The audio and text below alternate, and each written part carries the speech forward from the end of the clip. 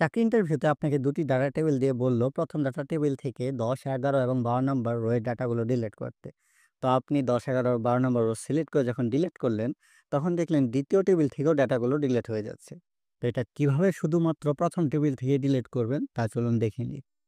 প্রথমেই আপনি যে ডাটাগুলো ডিলিট করতে চান তা সিলেক্ট করুন।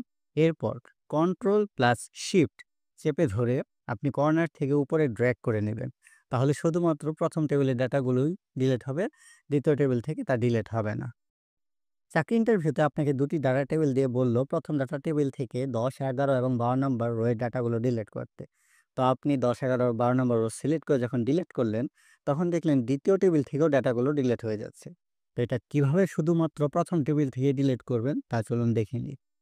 প্রথমেই আপনি যে ডাটাগুলো ডিলিট করতে চান তা সিলেক্ট করুন। এরপর কন্ট্রোল প্লাস শিফট চেপে ধরে আপনি কর্নার থেকে উপরে ড্র্যাগ করে নেবেন।